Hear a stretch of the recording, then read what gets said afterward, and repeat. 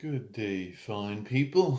For today's video, I thought I'd do a throwback to one of my earlier recordings. I used to record a "Don't Sweat the Small Stuff" passage every day for a while and put it on Facebook in one of the stroke recovery pages or groups. So I thought I'd go through that today. So here it goes. This one is actually "Don't Sweat the Small Stuff in Love." And this is number 75. Avoid absolute statements of a negative nature.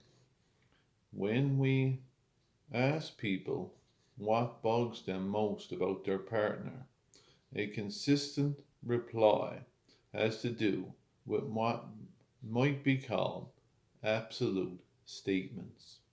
These harsh statements tend to put people into a box, paint them into a corner by defining them in a extremely narrow way. You probably agree that by and large most people don't appreciate being labeled in absolute ways. It comes across as unfair and judgmental. In fact, many consider it to be quite insulting. This only, or the only exception to this rule, of course, is when the statement is of a positive nature. For example, if you say to your partner, "You're always so thoughtful," this is obviously a different story, a positive version of an absolute statement. Absolute statements are those that are used like always, never, worthless, nothing, and so forth. Absolute examples of absolute statements include: "You always say the wrong thing." "You always come home too late." "You never spend any time with the kids." "You never listen to my words." "Your contribution is worthless." "You do nothing to help," and so forth. Any statement that defines a person or explains his or her contribution in a narrow, absolute way falls into this category. There are two very important and logical reasons to never again use these types of statements. First, as just mentioned, absolute statements can be insulting and hurtful as they are almost never accurate. We knew a man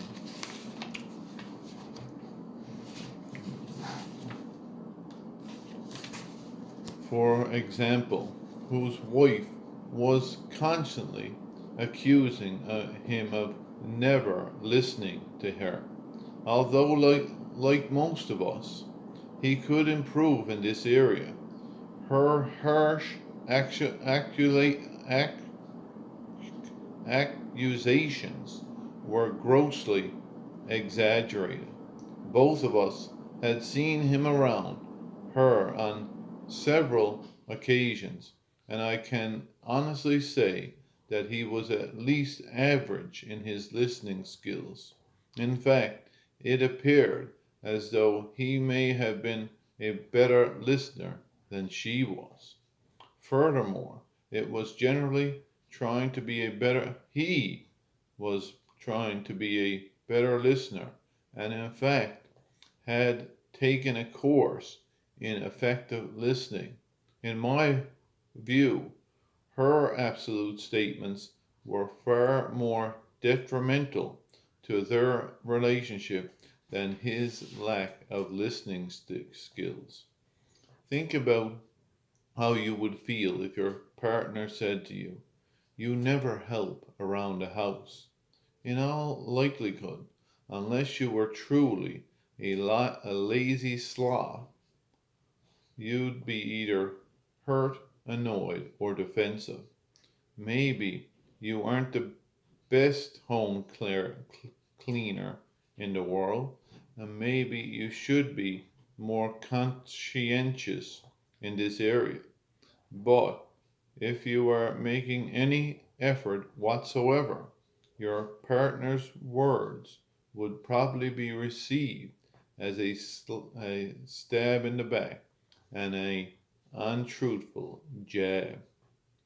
The other reason it's so important not to be use absolute statements is that they encourage your partner to do or not do the very things you are objecting to.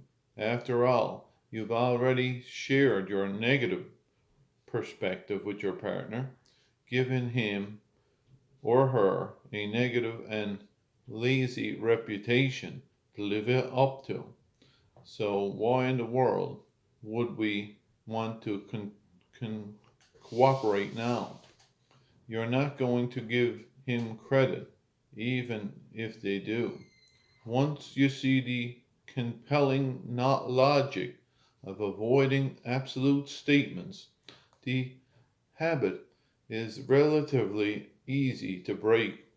If you're always frustrated with your partner, a gentler and less extreme approach will always be better received, and it will probably get you a better result.